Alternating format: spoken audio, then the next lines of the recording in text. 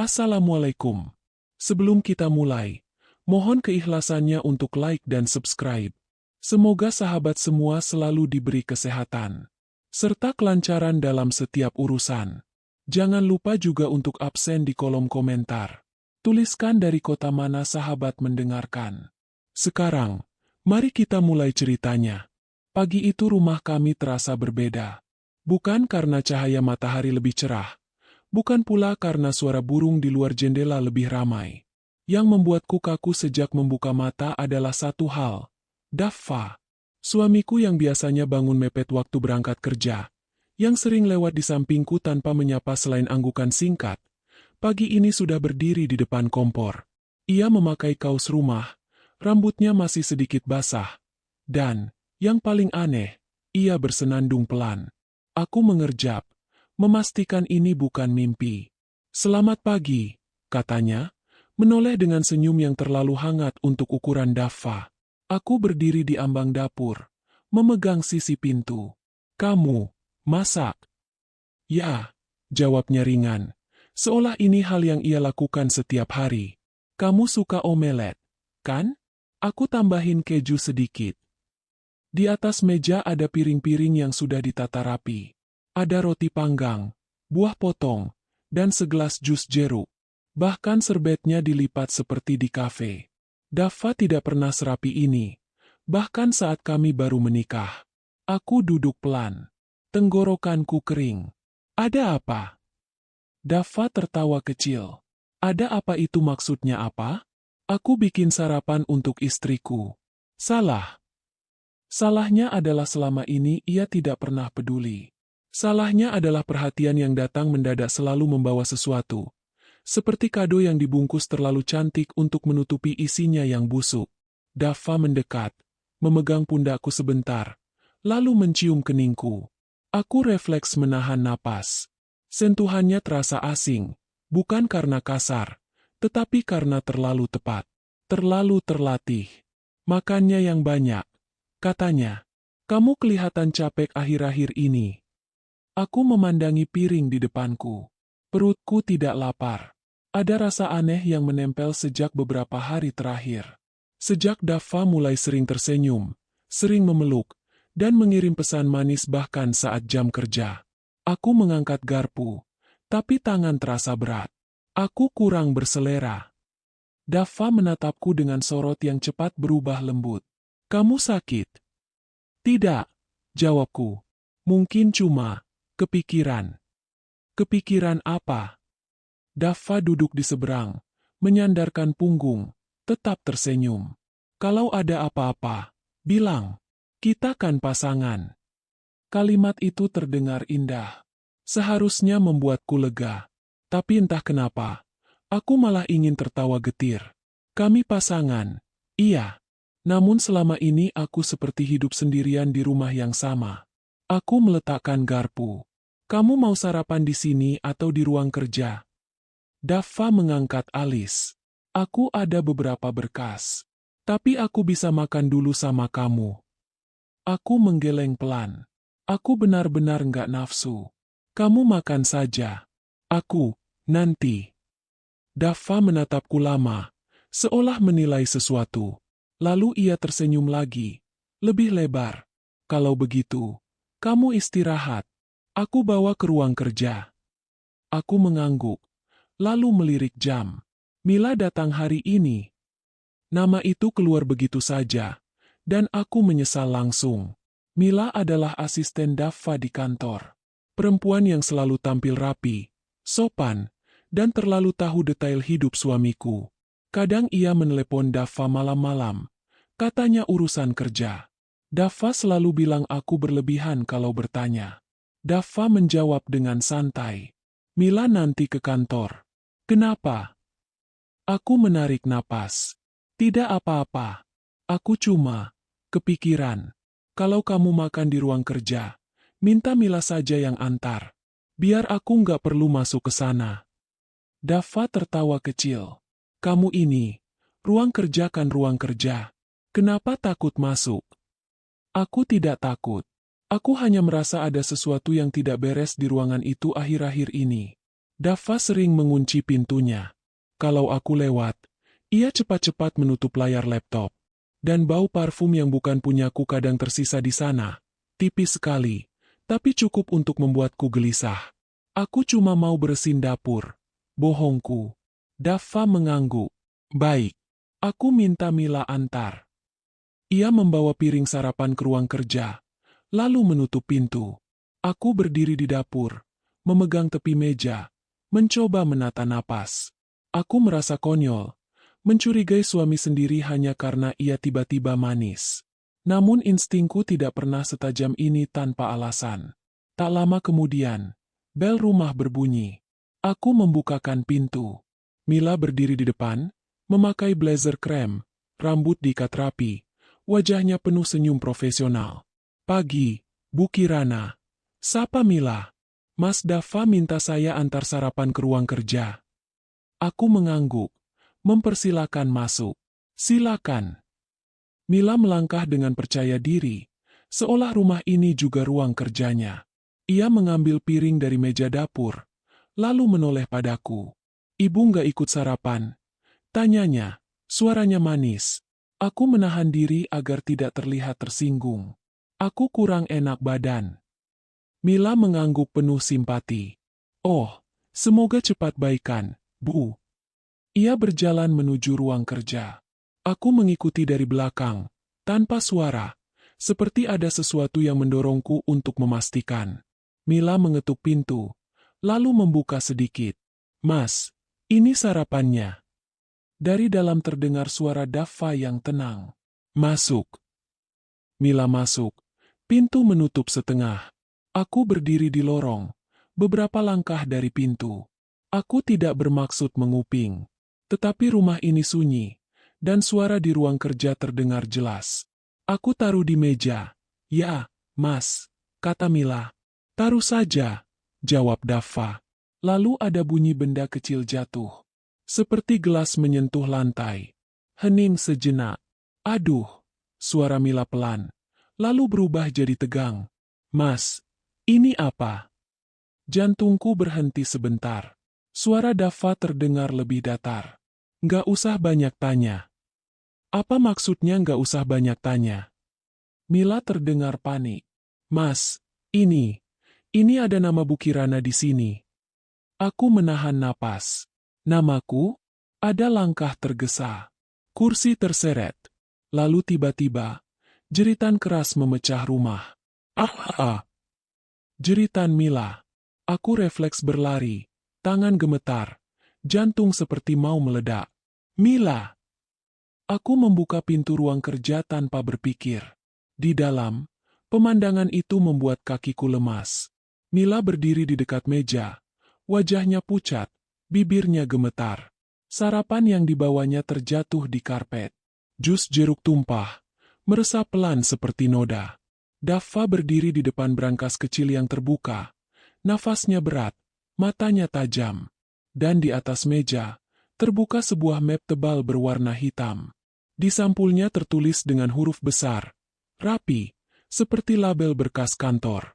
Kirana, Rizko. Aku menatap tulisan itu. Lalu menatap Dava. Apa itu? Suaraku nyaris tidak keluar. Dava menutup map itu cepat-cepat. Terlalu cepat. Nggak ada apa-apa. Mila menatapku dengan mata berkaca-kaca. Seperti ingin bicara tapi takut. Bu, saya. Keluar, potong Dava. Suaranya rendah, tajam. Mila tersentak. Ia menunduk, mengambil napas pendek, lalu melangkah mundur. Saat melewatiku, tangannya menyentuh lenganku sebentar, seperti memberi isyarat minta maaf atau minta tolong. Aku tidak tahu. Pintu menutup. Tinggal aku dan Dava di ruangan yang mendadak terasa sempit. Aku menatap tumpahan jus di karpet, lalu menatap brankas yang masih terbuka, dan map hitam yang kini berada di tangan Dava seperti senjata. Dava, panggilku pelan. Kenapa ada map namaku di brankas? Dava tersenyum tipis. Senyum yang berbeda dari senyum manisnya di dapur. Senyum yang dingin dan menghitung. Kamu terlalu sensitif, katanya. Itu cuma dokumen kantor. Dokumen kantor yang mencatat aku sebagai risiko. Suaraku bergetar, tapi aku menahan agar tidak pecah. Dava melangkah mendekat, menaruh map itu di laci, lalu menutupnya. Ia merapikan manset bajunya, seolah baru selesai menutup berkas biasa. Kirana, katanya lembut, terlalu lembut. Kamu capek, kamu perlu istirahat. Aku menatapnya. Jawab. Dava menahan napas, lalu menepuk pundakku. Nanti malam kita bicara. Sekarang kamu jangan bikin suasana keruh. Keruh? Suasana sudah keruh sejak ia menyimpan map namaku di brankas. Aku mundur satu langkah. Kamu berubah, kataku lirih. Dan aku mulai paham. Perubahan itu bukan karena kamu sayang. Dava menatapku tajam. Lalu senyumnya muncul lagi, tipis, seperti garis. Kadang, katanya pelan, orang berubah karena harus. Aku berdiri kaku. Kata, harus, itu menggantung di udara. Berat, penuh ancaman yang tidak diucapkan. Di luar ruangan, rumah kami masih sama. Dindingnya sama. Furniturnya sama. Namun sejak jeritan itu, aku tahu, ada permainan yang sedang berjalan. Dan namaku ditulis sebagai risiko, bukan sebagai istri. Aku menelan ludah, mencoba menenangkan napas. Jika aku adalah risiko bagi rencana mereka, maka aku juga bisa menjadi ancaman bagi mereka. Dan aku baru saja melihat pintu pertama menuju kebenaran. Sepanjang hari itu, aku berjalan seperti orang yang kepalanya baru dipukul pelan. Tidak sampai pingsan, tetapi cukup untuk membuat dunia terasa miring. Map hitam itu terus terbayang di mataku, jelas seperti tulisan yang baru saja ditorehkan. Kirana, risiko. Dan yang lebih mengganggu daripada tulisan itu adalah cara Dava menutupnya. Cepat, rapi, seperti menutup mulut seseorang yang hampir bicara.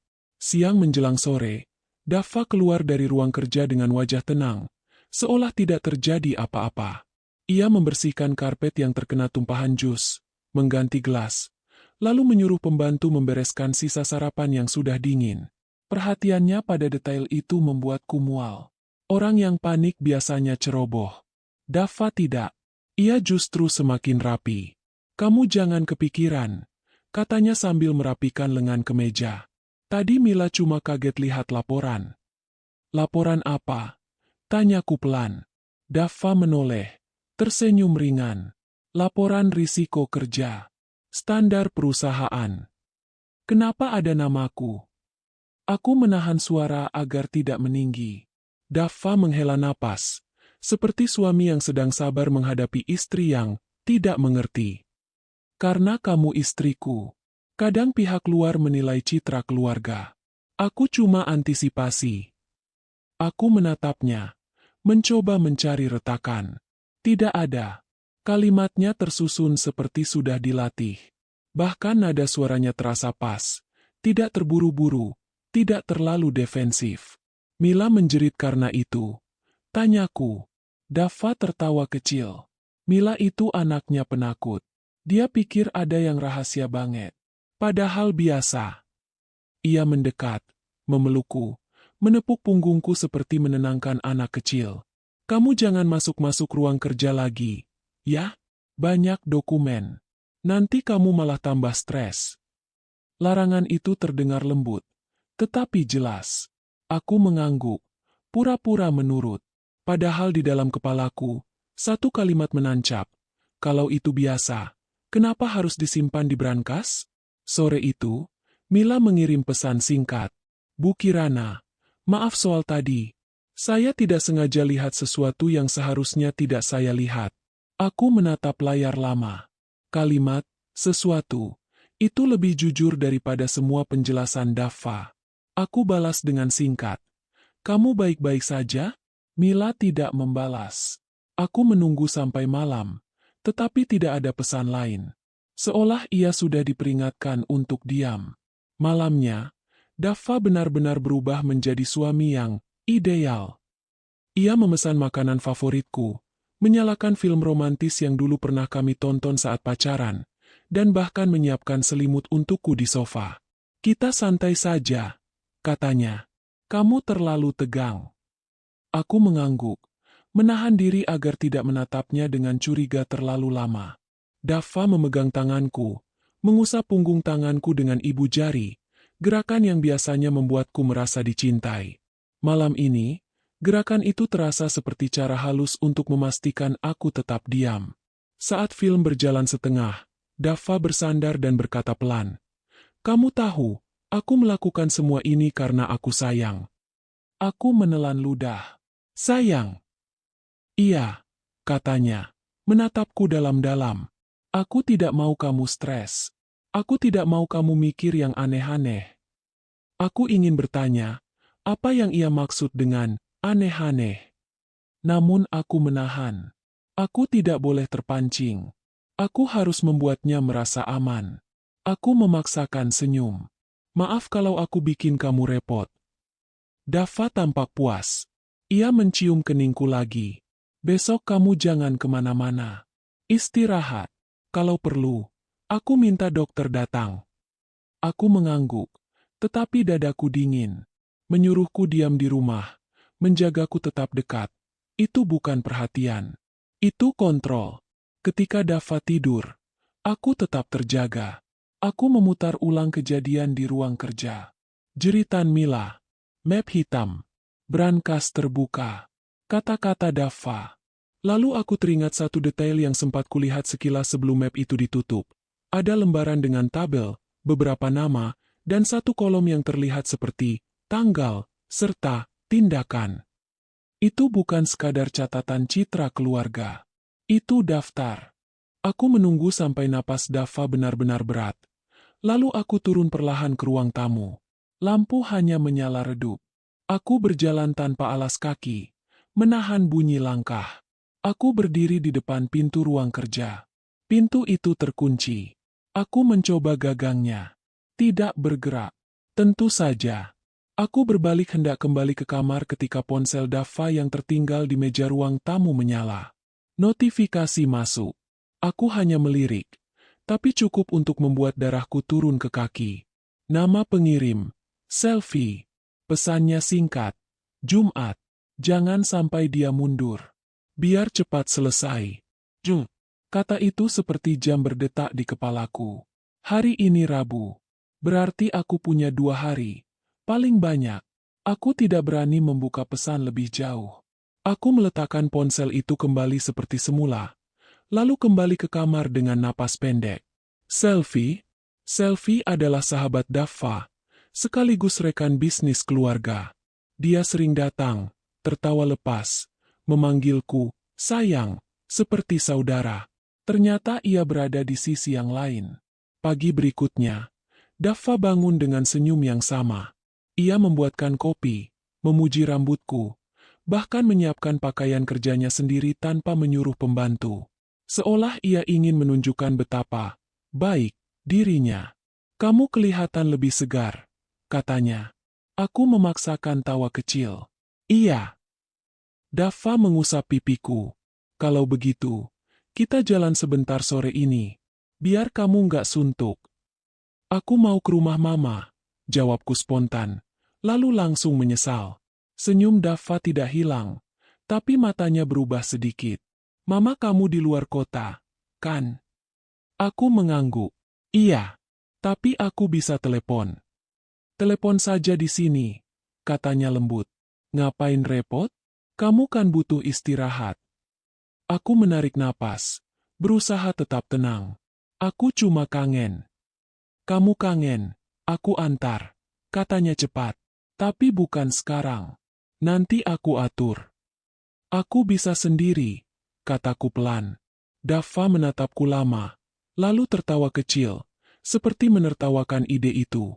"Kirana, kamu ini. Aku suamimu. Tentu aku ikut." Kalimat itu terdengar manis, tetapi bagiku itu pagar. Siang hari, Mila datang lagi. Ia membawa beberapa berkas. Wajahnya tetap rapi, tetapi matanya tampak lelah. Ketika Daffa masuk ke toilet, Mila mendekat pelan.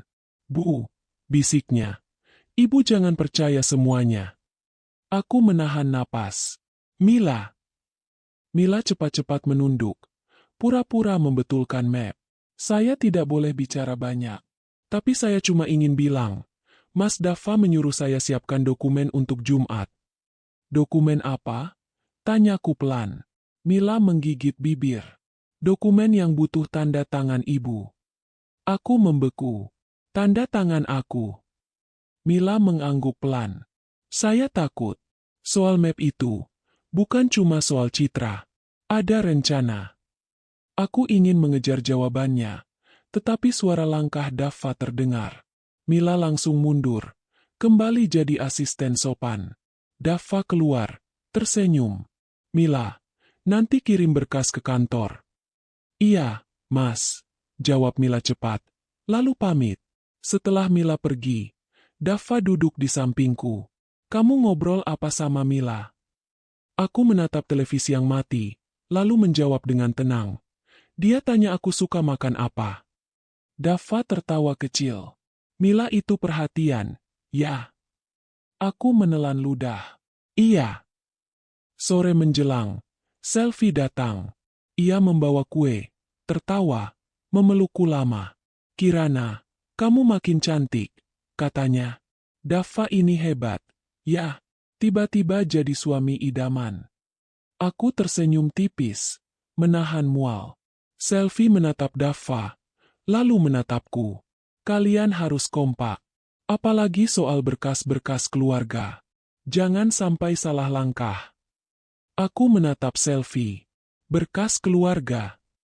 Selfie tertawa kecil, seolah itu candaan. Aku salah ngomong. Maksudku berkas kantor. Dava tertawa, ikut menutupinya. Selfie ini suka ngomong. Aku mengangguk pelan, tetapi di dalam kepala, semuanya tersambung. Tanda tangan. Berkas keluarga. Map hitam bertuliskan namaku. Malam itu, ketika Selfie pulang, Dava memelukku lebih erat dari biasanya. Aku bangga sama kamu, katanya. Kamu sudah mulai percaya. Aku membalas pelukannya pelan. Aku sedang belajar. Dava mengusap rambutku. Bagus, karena minggu ini penting. Jadi benar, minggu ini penting. Untuk rencana mereka. Aku memejamkan mata, menahan emosi. Aku tidak akan melawan dengan teriakan. Aku akan melawan dengan ketenangan yang membuat mereka lengah. Di dalam dadaku, ketakutan mulai berubah menjadi keputusan. Kalau Jumat adalah batas yang mereka siapkan, maka sebelum Jumat aku harus menemukan apa isi map itu. Dan kalau mereka butuh tanda tanganku, berarti aku memegang kunci yang membuat mereka bekerja sekeras ini. Aku bukan hanya istri. Aku target. Dan aku tidak akan membiarkan mereka menembak lebih dulu. Aku bangun pagi dengan perasaan yang lebih tenang dari kemarin. Bukan karena masalahnya berkurang, melainkan karena pikiranku sudah berhenti berlari tanpa arah. Ketika seseorang ingin membuatmu diam, langkah paling aman adalah membuatnya merasa berhasil. Itulah yang kulakukan hari ini. Dava masih sama. Manis. Terlalu manis. Ia menyiapkan kopi, memastikan aku sarapan, dan mengingatkanku untuk tidak kelelahan. Aku menuruti semuanya. Aku duduk, minum kopi, dan mengangguk pada setiap kalimat perhatiannya. Di matanya, aku melihat kepuasan kecil, seperti orang yang baru saja mengunci pintu dan menyimpan kunci di sakunya. Setelah Dava berangkat, aku tidak langsung bergerak. Aku menunggu 1 jam. Lalu aku menghubungi Pak Wira, orang kepercayaan lama di perusahaan Dava yang dulu pernah bekerja bersamaku sebelum aku berhenti fokus ke rumah tangga. Ada waktu minum kopi. Tanyaku singkat. Pak Wira terdiam sebentar di seberang telepon. Kalau ibu yang minta, selalu ada. Kami bertemu di kafe kecil dekat kantor. Bukan tempat yang biasa dikunjungi Dava. Pak Wira datang tanpa banyak basa-basi. Wajahnya terlihat lebih tua dari terakhir kali kulihat. Tetapi matanya masih tajam. Ibu kelihatan kurus, katanya. Aku sedang belajar jujur pada diri sendiri, jawabku. Pak Wira tersenyum tipis. Kalau begitu, ibu pasti datang bukan untuk nostalgia. Aku langsung ke inti. Aku ingin tahu sejauh apa Mila terlibat. Pak Wira meneguk kopinya pelan. Ibu yakin mau tahu? Aku mengangguk. Kalau tidak, aku akan terus jadi orang yang dibicarakan di belakang. Pak Wira menarik napas panjang. Mila bukan sekadar asisten. Dia punya akses lebih dari yang terlihat. Beberapa transaksi, beberapa berkas sensitif, lewat tangannya. Termasuk map hitam itu. Tanyaku. Pak Wira menatapku lama. Jadi ibu sudah melihatnya? Sebentar. Kataku jujur. Cukup untuk tahu namaku dijadikan label. Pak Wira mengangguk pelan. Map itu sudah disiapkan lama. Jauh sebelum Mas Dava berubah manis. Dadaku terasa ditekan. Berarti, perubahan itu bukan spontan. Tidak ada yang spontan dalam urusan seperti ini, jawab Pak Wira. Mas Dava hanya memilih waktu yang dianggap aman. Aku menunduk, menahan emosi. Pak Wira, aku tidak minta Bapak memihak. Aku hanya ingin tahu apa yang sedang mereka siapkan. Pak Wira menatap keluar jendela sebentar, lalu kembali padaku. Mereka menyiapkan pengalihan. Bukan cuma aset, tapi posisi, nama, tanggung jawab.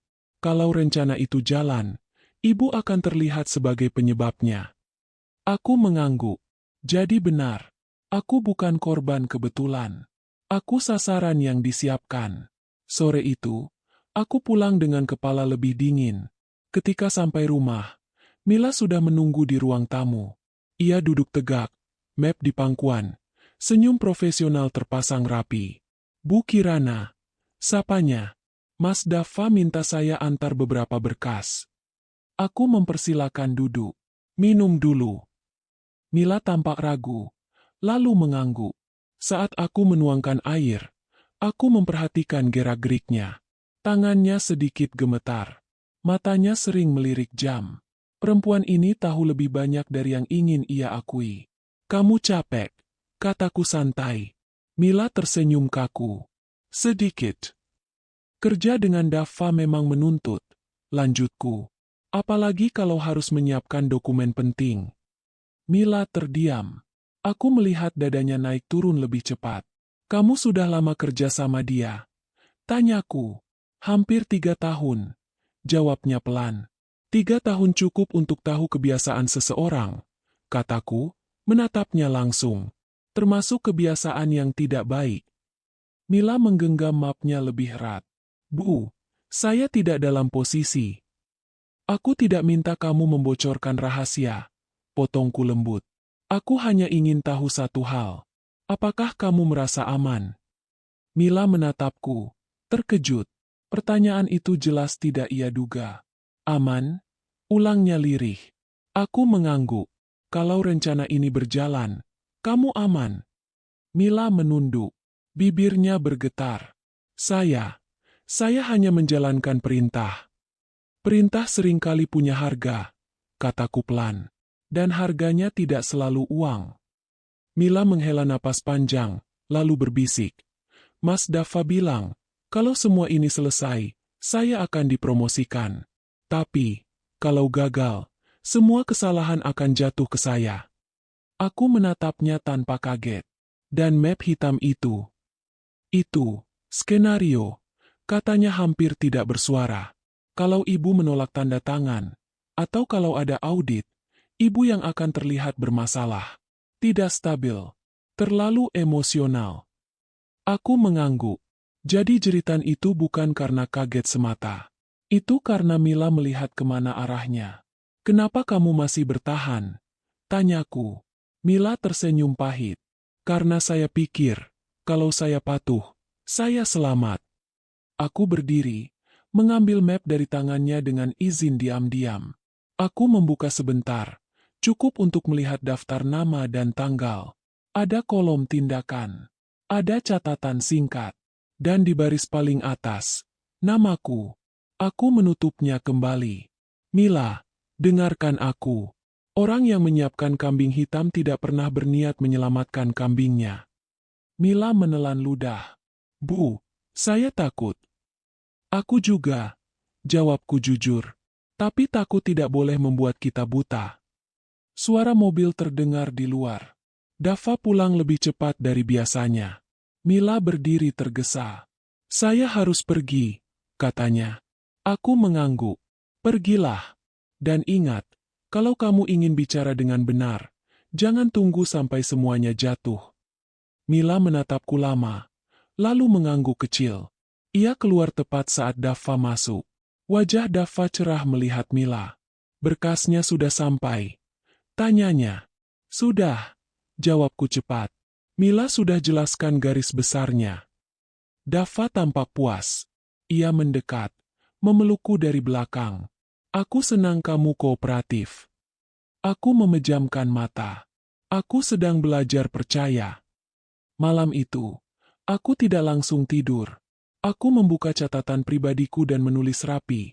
Jam, nama, percakapan, dan kesimpulan. Aku tidak menulis dengan marah. Aku menulis seperti orang yang sedang menyiapkan peta evakuasi. Pukul 11. Ponselku bergetar. Pesan dari Mila. Bu, saya simpan salinan dokumen hari jeritan. Kalau ibu butuh, saya bisa kirim. Tapi tolong lindungi saya. Aku membalas singkat. Kita lindungi diri masing-masing dengan kebenaran. Aku meletakkan ponsel, menarik napas panjang. Di luar, rumah terlihat tenang. Di dalam, aku sudah tidak sendirian lagi. Asisten yang terlalu tahu mulai retak. Dan ketika orang-orang yang dipaksa dia mulai bicara, rencana paling rapi pun akan bocor. Aku memejamkan mata dengan satu keyakinan baru. Aku tidak akan menunggu Jumat untuk mengerti semuanya. Aku akan datang ke Jumat dengan kunci di tanganku. Aku tidak langsung pulang setelah mengantar Mila ke pintu. Aku duduk lama di ruang tamu, menatap dinding yang selama ini kuhias dengan foto-foto pernikahan kami. Senyumku di foto-foto itu terasa seperti milik orang lain. Perempuan yang percaya bahwa cinta akan selalu jujur, dan perhatian selalu tulus. Pintu depan terbuka. Dava masuk dengan langkah ringan, seperti orang yang baru menyelesaikan sesuatu dengan baik.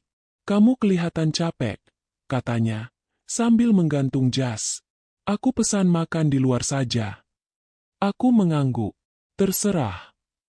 Ia menatapku, seolah ingin memastikan aku benar-benar menurut. Lalu ia tersenyum.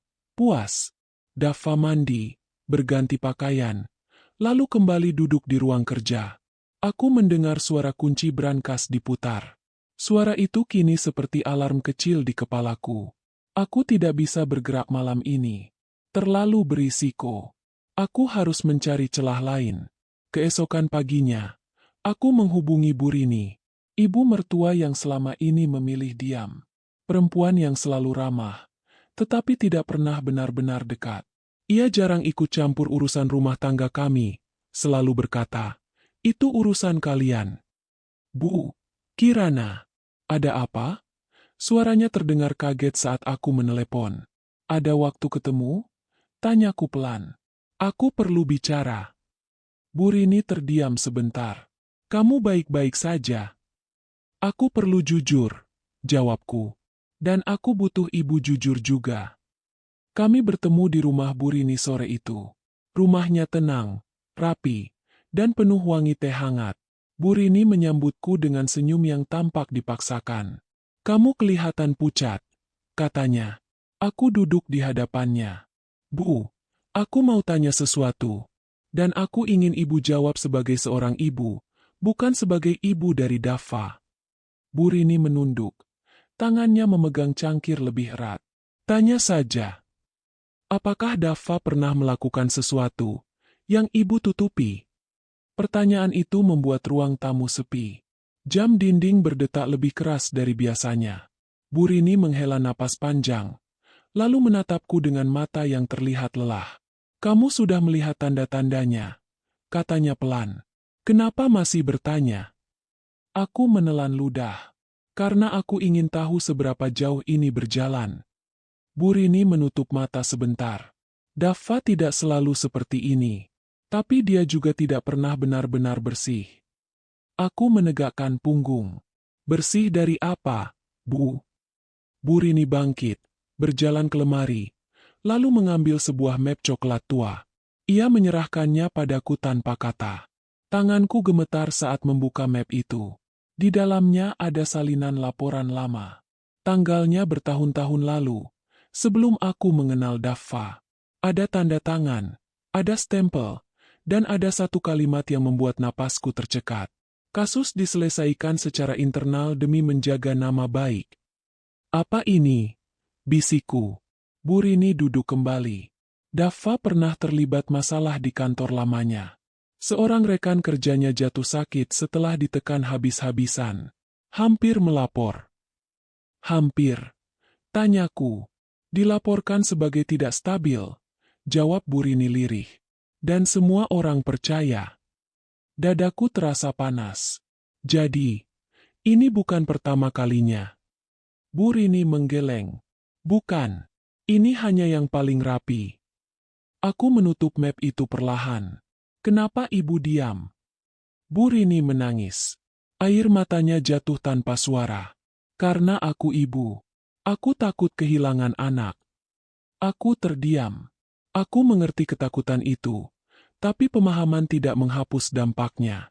Bu, kataku pelan. Sekarang aku yang akan dijadikan, tidak stabil. Bu Rini mengangkat wajahnya. Terkejut. Apa maksudmu? Aku menceritakan semuanya. Perubahan sikap Daffa. Map hitam. Kata, risiko. Tanda tangan Jumat. Jeritan Mila. Setiap kalimat keluar rapi. Tanpa tangis. Tanpa emosi berlebihan. Seperti laporan. Bu Rini menutup mulutnya dengan tangan. Ya Tuhan. Bu, kataku tegas. Ibu tahu Daffa lebih lama dari aku. Apakah menurut ibu, dia akan berhenti kalau aku diam? Bu Rini menggeleng pelan. Tidak.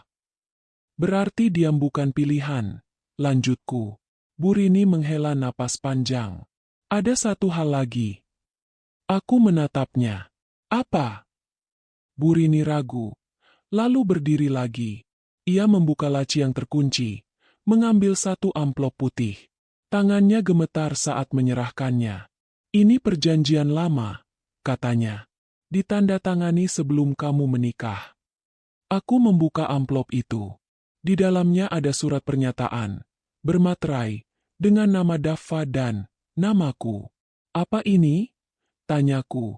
Suaraku bergetar. Perjanjian keluarga, jawab Bu Rini. Tentang aset, tentang pengelolaan, dan tentang apa yang terjadi jika kamu menolak. Aku membaca baris demi baris.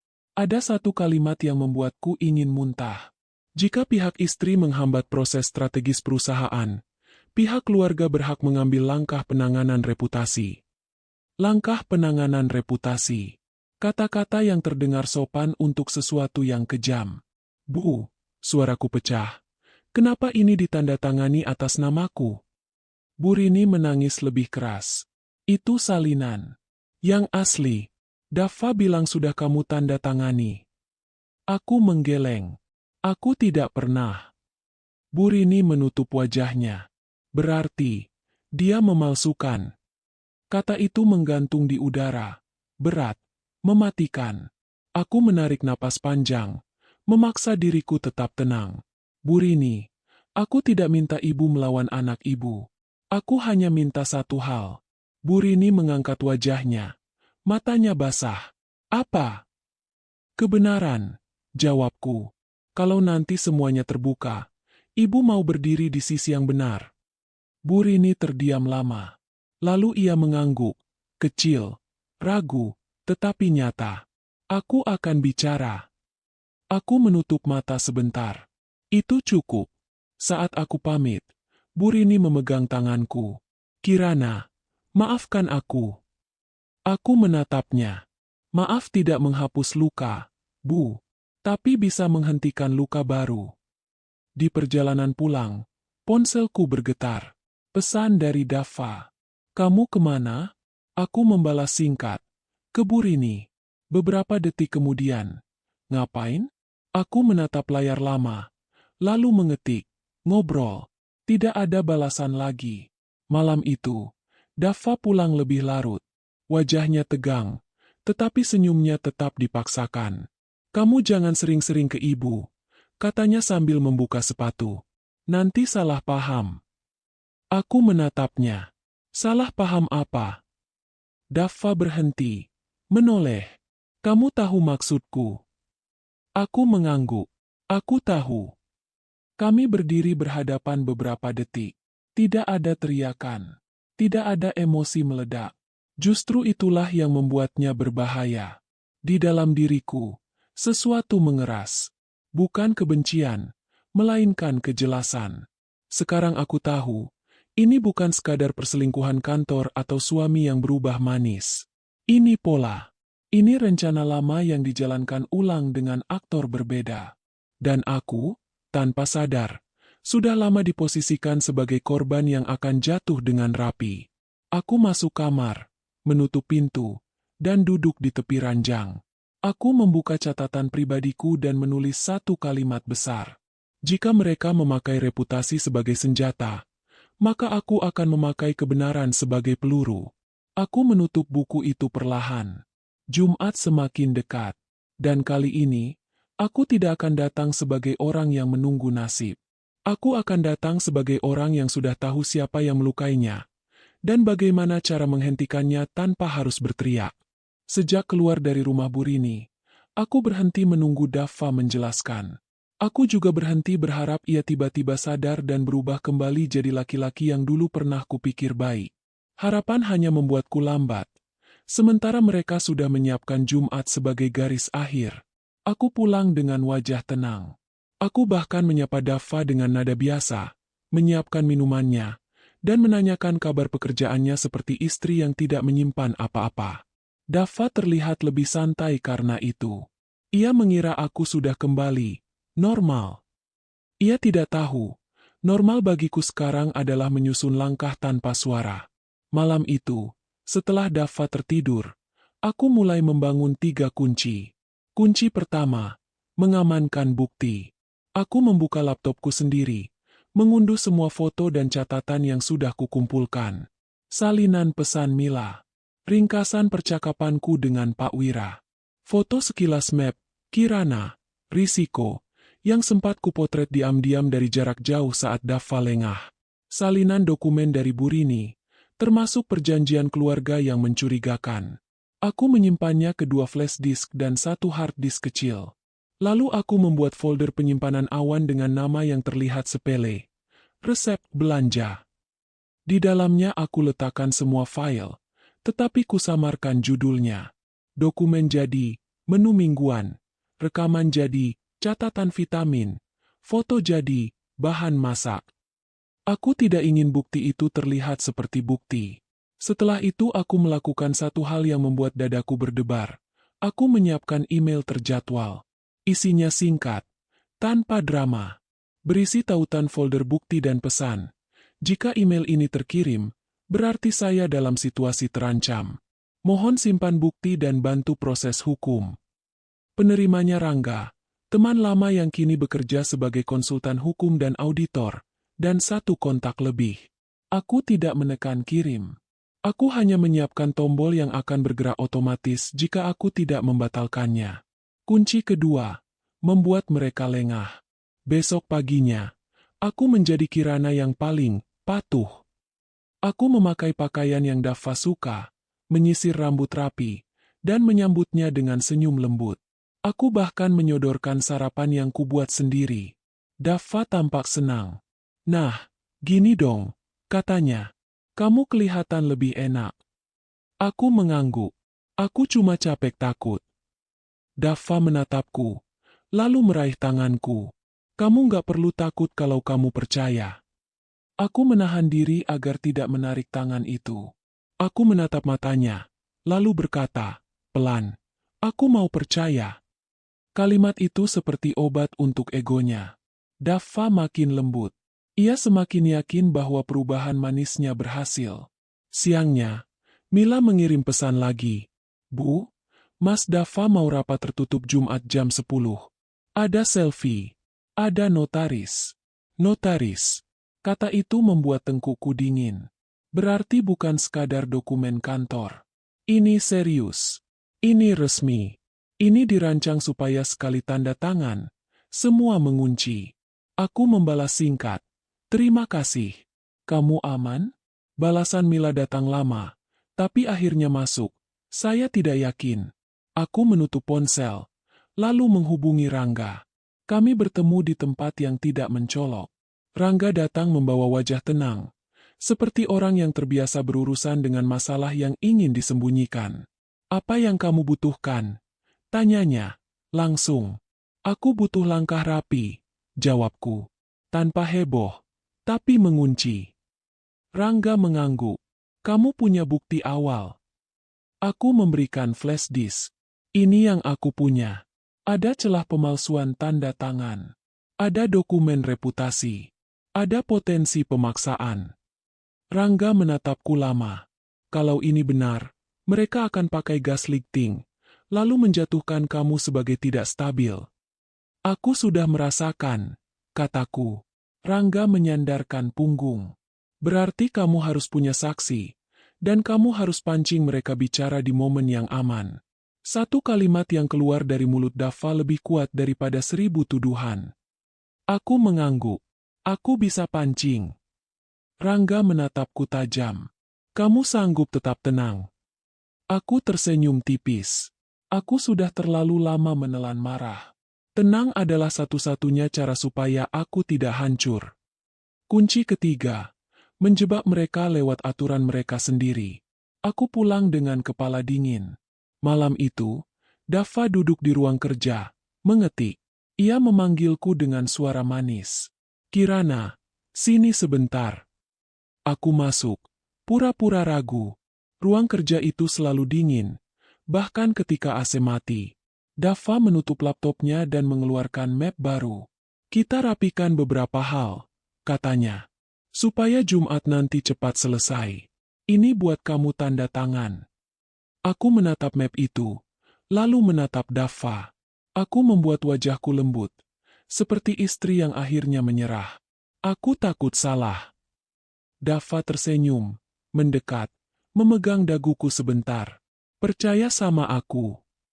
Aku mengangguk pelan. Aku percaya. Tapi aku mau satu hal. Dava mengernyit. Apa? Kalau ini benar untuk kebaikan, aku mau ada klausul yang melindungiku juga, kataku pelan. Aku cuma ingin kalau terjadi apa-apa, semuanya bisa diaudit. Biar jelas. Biar tidak ada yang disalahkan sepihak. Dava tertawa kecil. Kamu ini. Ya sudah. Tambahkan saja. Ia menyerahkan map dan pulpen. Aku menulis satu kalimat kecil di lampiran, seperti formalitas. Pelaksanaan dokumen ini tunduk pada audit pihak ketiga dan verifikasi ulang bila terdapat sengketa atau dugaan pemalsuan. Kalimat itu tampak seperti permintaan istri yang penakut. Tapi aku tahu, itu adalah paku kecil yang akan menahan pintu agar tidak bisa ditutup rapat. Dava menandatangani di halaman terakhir, tanpa banyak membaca. Ia terlalu percaya diri. Ia terlalu yakin aku tidak paham. Sebelum keluar ruang kerja, aku menoleh, seolah ragu. Dava, kamu benar-benar sayang aku, kan? Dava menghela napas, lalu memelukku. Tentu. Aku menahan napas di dalam pelukan itu. Aku tahu, tentu, dari Dava adalah kebohongan yang paling licin. Malam semakin larut.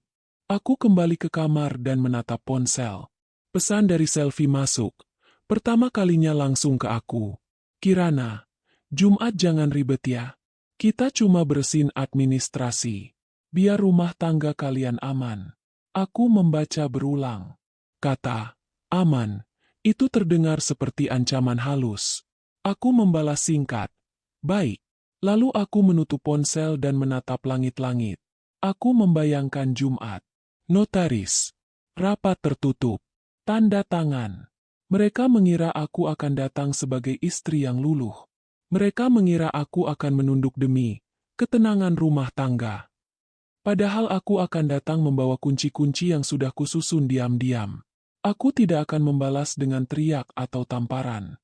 Aku akan membalas dengan kalimat yang sah, bukti yang rapi, dan langkah yang membuat mereka jatuh oleh tangan mereka sendiri. Dan yang paling penting, aku akan memastikan penyesalan mereka bukan penyesalan karena dipermalukan, melainkan penyesalan karena mereka akhirnya sadar.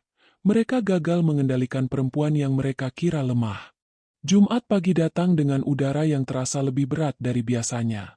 Aku bangun sebelum alarm berbunyi, duduk lama di tepi ranjang, menata napas agar tetap rata. Hari ini bukan hari untuk gemetar.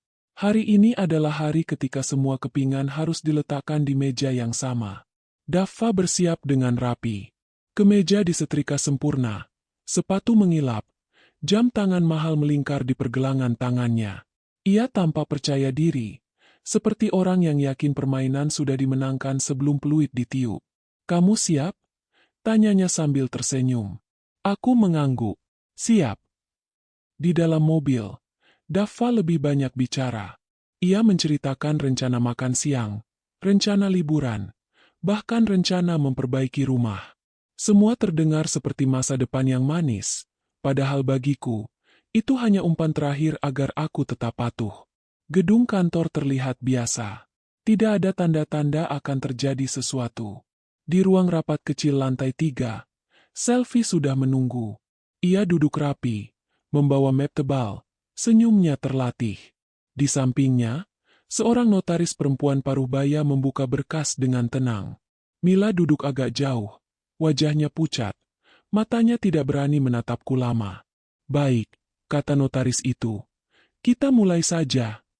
Daffa duduk di sampingku. Jaraknya sengaja dibuat dekat.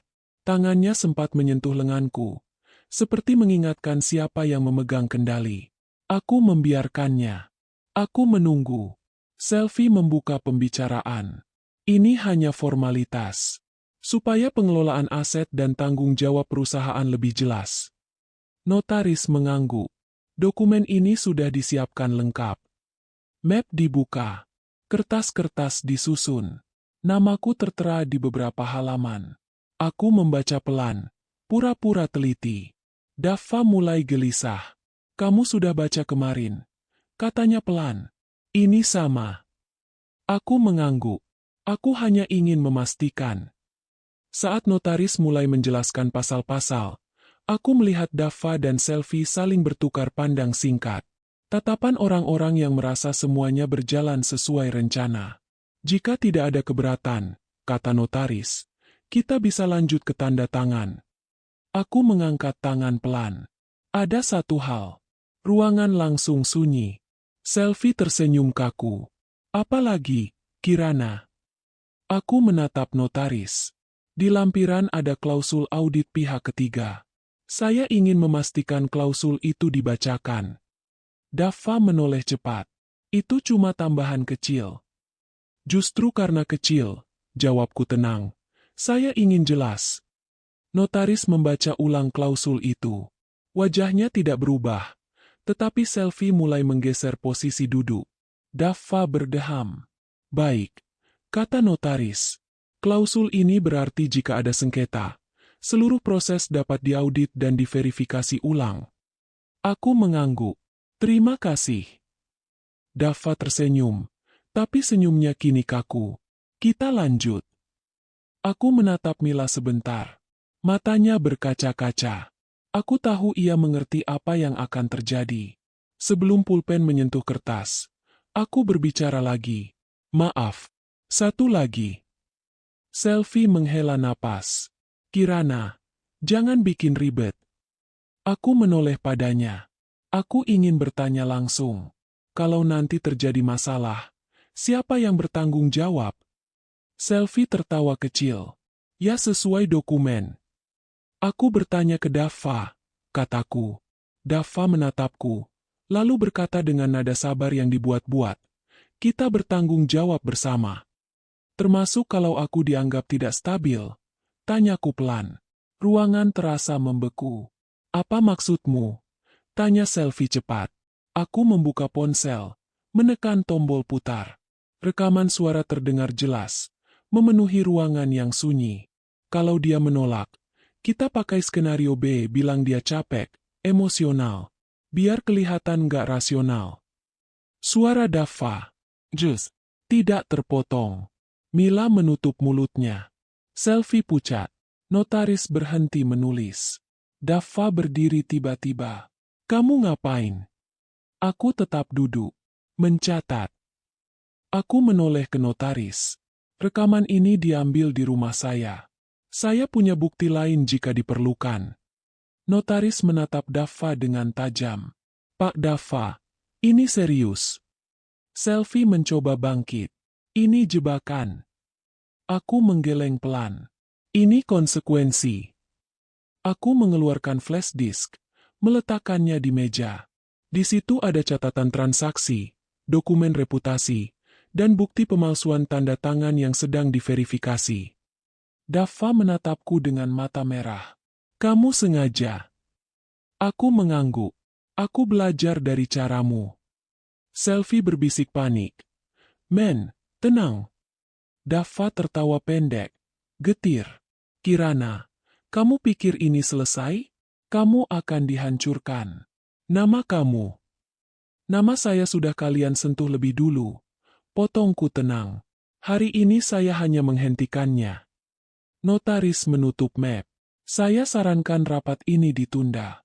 Dan semua pihak mempertimbangkan jalur hukum. Mila berdiri dengan tangan gemetar. Saya mau bicara. Saya tidak mau diseret. Selfie menoleh tajam. Mila, kamu jangan macam-macam. Aku menatap Mila. Kamu aman kalau kamu jujur. Mila mengangguk. Air matanya jatuh. Saya disuruh siapkan map. Kirana, risiko. Saya disuruh simpan salinan CCTV. Dan saya disuruh diam. Ruangan gemuruh oleh keheningan. Daffa mematung.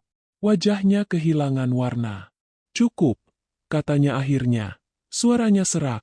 Semua ini bisa kita bereskan baik-baik. Aku berdiri. Aku juga mau beres. Tapi bukan dengan menutup mata. Aku menatap Selfie. Kamu bilang ini demi rumah tangga. Tapi kamu yang pertama kali menyebut aku. Hambatan. Selfie terisak. Aku cuma bantu. Membantu kejahatan tetap kejahatan. Jawabku pelan. Aku mengumpulkan tasku. Lalu menatap Daffa untuk terakhir kalinya hari itu. Aku tidak datang ke sini untuk mempermalukanmu. Aku datang untuk menghentikanmu. Daffa menunduk. Bahunya turun. Untuk pertama kalinya, ia terlihat tidak memegang kendali. Saat aku keluar ruangan, kakiku terasa ringan. Bukan karena masalah selesai, tetapi karena aku tidak lagi sendirian di dalamnya. Bukti sudah bicara. Saksi mulai bergerak. Dan rencana rapi mereka baru saja bertabrakan dengan kebenaran yang tidak bisa ditarik kembali. Di lorong kantor, ponselku bergetar. Pesan dari Rangga singkat. Langkahmu tepat. Sekarang kita tunggu reaksi mereka. Aku menghela napas panjang. Babak ini belum selesai. Tapi satu hal pasti, aku tidak lagi berada di posisi risiko. Aku kini menjadi orang yang membuat mereka berhenti tersenyum. Setelah rapat itu, rumah kami berubah menjadi tempat yang asing. Tidak ada teriakan. Tidak ada bantingan pintu. Justru keheningan yang paling menyakitkan. Daffa pulang larut malam, meletakkan tasnya tanpa suara, lalu duduk di ujung sofa seperti orang yang baru kehilangan arah. Aku tidak menyambut. Aku juga tidak menghindar. Aku hanya hidup seperti biasa, karena bagiku, hidup yang tenang adalah bentuk keberanian yang baru. 2 hari kemudian, surat resmi datang. Audit internal dimulai. Beberapa kewenangan Daffa dibekukan sementara. Selfie tidak lagi muncul di kantor. Mila mengajukan perlindungan saksi. Semua bergerak rapi, seperti domino yang jatuh satu persatu tanpa perlu didorong keras. Daffa membaca surat itu di meja makan. Tangannya bergetar. Untuk pertama kalinya sejak aku mengenalnya, ia tampak kecil. Kamu benar-benar siap menghancurkan semuanya. Katanya pelan. Aku menuang air minum. Aku tidak menghancurkan. Aku menghentikan. Daffa tertawa pendek. Getir. Hasilnya sama. Aku menatapnya. Tenang. Tidak. Menghancurkan itu dilakukan dengan marah. menghentikan dilakukan dengan sadar. Daffa menutup wajahnya. Bahunya naik turun, seperti menahan sesuatu yang selama ini ia tekan dalam-dalam. Aku tidak menyangka kamu sejauh ini. Aku duduk berseberangan. Karena kamu selalu mengira aku tidak akan bergerak. Ia menatapku. Mata merah. Aku hanya ingin aman. Dengan mengorbankan aku, tanyaku pelan. Daffa terdiam. Kata-kata itu akhirnya menemukan tempatnya. Ia mengangguk kecil. Aku takut kehilangan semua yang sudah kubangun. Aku menghela napas. Dan kamu memilih menjadikan aku alat. Hening kembali jatuh. Di luar, suara kendaraan lewat seperti biasa. Dunia tidak berhenti hanya karena rumah tangga kami runtuh. Beberapa hari kemudian, Bu Rini datang. Ia duduk di ruang tamu, menatap kami bergantian. Tidak ada kemarahan di wajahnya. Hanya kelelahan panjang. Aku sudah bicara ke notaris keluarga. Katanya, aku akan bersaksi. Daffa mendongak, terkejut. Ibu. Bu Rini mengangguk. Cukup. Daffa. Aku terlalu lama diam. Daffa menatap ibunya seperti anak kecil yang kehilangan sandaran. Ibu tahu apa artinya ini? Aku tahu, jawab Bu Rini. Dan aku siap. Aku menunduk, menahan emosi. Tidak semua orang punya keberanian untuk mengakui diamnya sendiri. Malam itu, Daffa mengemasi barang-barangnya. Tidak banyak. Ia berhenti di depan pintu kamar, menatapku lama. Kamu masih mencintaiku? Tanyanya lirih. Pertanyaan itu datang terlambat. Aku tidak menjawab dengan kemarahan, juga tidak dengan dendam. Aku pernah, jawabku jujur. Tapi kamu mengajarkanku untuk berhenti. Daffa mengangguk pelan. Ia membuka pintu, lalu berhenti sejenak. Aku menyesal. Aku menatap punggungnya. Penyesalanmu nyata, tapi tidak bisa menghapus pilihan. Pintu tertutup. Aku berdiri lama, merasakan kesunyian yang akhirnya terasa ringan. Minggu-minggu berikutnya berjalan cepat. Proses hukum bergerak. Namaku dibersihkan secara resmi. Tuduhan, tidak stabil, gugur karena bukti rekaman, saksi, dan dokumen yang tidak terbantahkan. Perjanjian palsu dinyatakan tidak sah. Aset yang hendak dialihkan dibekukan. Selvi mencoba menghubungiku sekali. Pesannya singkat. Aku minta maaf. Aku salah. Aku membacanya, lalu menghapus tanpa membalas. Tidak semua maaf harus dijawab. Ada yang cukup diterima sebagai tanda bahwa kebenaran sudah bekerja. Suatu sore, aku bertemu Mila di kafe. Wajahnya lebih segar, meski masih menyimpan trauma. Terima kasih, katanya pelan. Kalau bukan karena ibu, saya mungkin ikut jatuh. Aku menggeleng. Kamu memilih jujur. Itu pilihanmu. Mila tersenyum kecil. Saya belajar satu hal. Diam tidak selalu aman. Aku mengangguk. Benar. Di rumah yang kini hanya kutinggali sendiri, aku merapikan lemari. Aku menemukan album lama. Foto pernikahan kami. Aku tidak menangis. Aku hanya menutupnya pelan, lalu menyimpannya di kotak kenangan. Ada bagian hidup yang harus diletakkan di tempatnya agar tidak terus melukai. Beberapa bulan kemudian, keputusan sementara keluar. Daffa kehilangan jabatannya. Reputasinya runtuh bukan karena gosip, melainkan karena catatan resmi. Ia tidak dipenjara, tetapi hidupnya tidak lagi sama. Setiap undangan bisnis berhenti. Setiap pintu yang dulu terbuka kini tertutup tanpa suara.